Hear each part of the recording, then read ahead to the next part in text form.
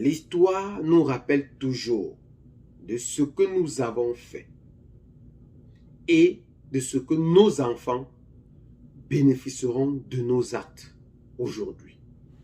Très urgent, encore une fois de plus du côté de l'Afrique de l'Ouest.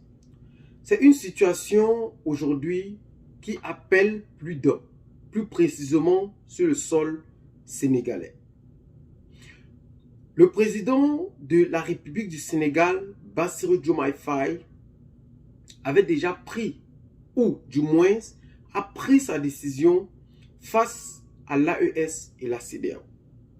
Mais ce qui intriguait le plus, c'était la position du Premier ministre Ousmane Sonko, qui avait été connu par cette voix forte qui n'a cessé de prononcer vis-à-vis de la CEDEAO, de la France et de plusieurs autres.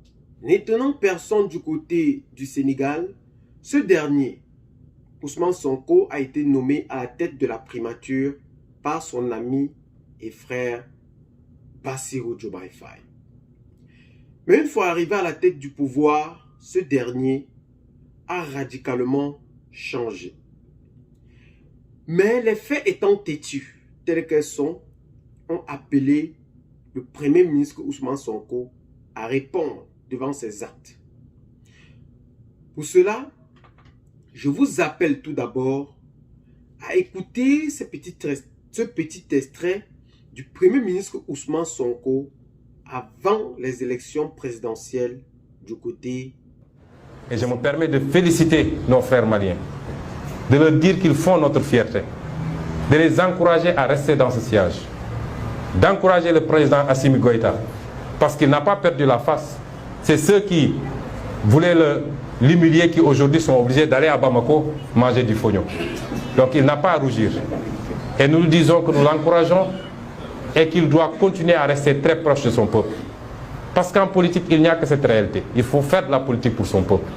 Qu'il ne se détourne jamais de cet objectif.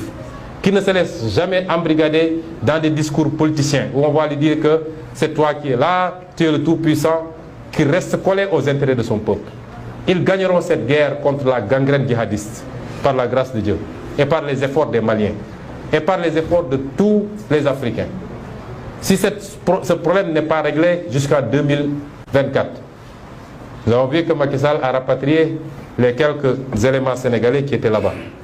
Puisqu'ils n'étaient pas là-bas en tant que Sénégalais, ils étaient là-bas parce que la France lui avait demandé d'amener des troupes. Mais si ce problème n'est pas réglé jusqu'en 2024, si nous sommes élus président de la République, nous dépêcherons des troupes pour soutenir nos frères maliens et en finir avec cette gangrène. Qu'ils tiennent bon et qu'ils restent dans la dignité qu'on connaît. La dignité qui a été professée dans la charte du Mandem, celle qui a été professée dans la déclaration de Thierno Souleymane Baal, document que nous avons tous oublié au profit de la Déclaration universelle des droits de l'homme de la France. Puis l'avènement de son Excellence le Président Bassirou Diomaye Faye, son discours et son programme diplomatique a été très clair. Et ça se reflète d'ailleurs par l'appellation du ministère en charge des questions diplomatiques, qui est devenu le ministère de l'intégration africaine d'abord et des affaires étrangères après. Et c'est pourquoi notre logique, c'est de travailler au rapprochement entre tous les peuples africains et particulièrement les peuples voisins, les pays voisins. Et c'est pourquoi le président Bassirou Diomaye Faye, dans son discours et dans les actes qu'il pose, œuvre inlassablement pour que nous puissions maintenir ce cadre que nous avons, qu'est la CEDEAO. Nous ne pouvons pas encourager une énième scission, alors que partout dans le monde, les gens essaient de tout faire pour se renforcer dans des regroupements très forts. Nous devons aujourd'hui dépasser certains clivages où, pour des raisons qui certes peuvent être valables quelquefois, nous nous retrouvons chaque fois à devoir reprendre à zéro, et il est évident que nos nations prises isolément ont très peu de chances de pouvoir réussir le grand bond en avant que les peuples attendent depuis très longtemps. Il nous faut aujourd'hui faire preuve de dépassement, qu'il s'agisse des relations bilatérales entre le Sénégal et la Gambie par exemple, ou des relations multilatérales dans les cadres communautaires. il nous faut faire preuve de dépassement pour éviter souvent toutes les considérations qui peuvent aboutir à des situations. Si je suis élu en 2024, j'enverrai des troupes aider nos frères maliens. Pourquoi? Parce que selon Ousmane Sonko, ses frères luttent évidemment pour les vraies aspirations de la population africaine, défendent les valeurs du territoire national et du souverainisme. Une fois arrivé à la tête de la primature, ce dernier a radicalement changé de parole. Que se passe-t-il réellement? S'est-il aligné comme tous les autres présidents à la tête de leurs États, comme nous savons bien? D'ailleurs, le président de la République du Sénégal, Bassirou Diomaye Faye, a dit, entre autres, négocier l'indépendance réelle du Sénégal avec amicalité et sans brutalité. Une question essaie de nous tarauder l'esprit est celle de savoir pourquoi réellement jusqu'ici, après plus de 4 ou 5 mois à la tête de l'État, nous savons que le président Bassirou Diomaye Faye et son premier ministre Ousmane Sonko ont été mis à la tête de l'État du Sénégal pour défendre et valoir de droit le souverainisme sénégalais. Mais jusqu'aujourd'hui, rien ne change et c'est comme si nous sommes dans l'ancien système. Les choses ne font que demeurer et les choses ne font que se perpétuer. Mais en réalité, qu'a-t-il réellement changé à la tête de l'État du Sénégal? Pourquoi ce dernier a-t-il réellement été élu au Sénégal? Aujourd'hui, lorsqu'il parle de l'AES, il parle en termes de division.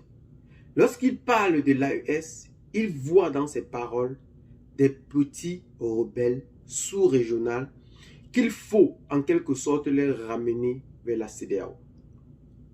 Discours qu'il ne prononçait pas lorsqu'il n'était pas encore à la tête de l'État du Sénégal. Ce dernier avait été élu pour son radicalisme total vis-à-vis de l'ancien système qui était Macky Sall, qui, selon plusieurs personnes, continuait de perpétuer la domination occidentale sur l'économie, l'indépendance africaine et plus précisément sénégalaise.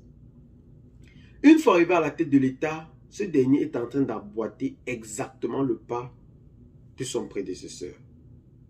Mais qu'est-ce qui se passe? La réalité du pouvoir et la géopolitique est-il tellement si différente? Qu'est-ce qui se passe lors des préélections qu'une fois arrivé au pouvoir, ça devient la même chose? Les discours répétés à chaque fois à la tête de nos États que rien ne change finalement. Mais lors des élections présidentielles, tous ceux-ci ont un seul secret: dire ce que la population veut entendre. Mais arriver au pouvoir, radicalisation totale, alignement parfait selon la volonté du maire. Mais nous disons encore haut et fort, aujourd'hui, les 3 pays qui fondent l'AES, le Mali, le Niger et le Burkina Faso, continueront et continuent pour l'instant à faire la fierté du peuple africain. Ils n'ont pas eu besoin de 3 ou 4 ou 5 mois pour faire valoir le souverainisme du pays africain. Une mangue qui va mûrir, on le voit dès la base. Et c'est réellement ça qui est en train de se passer.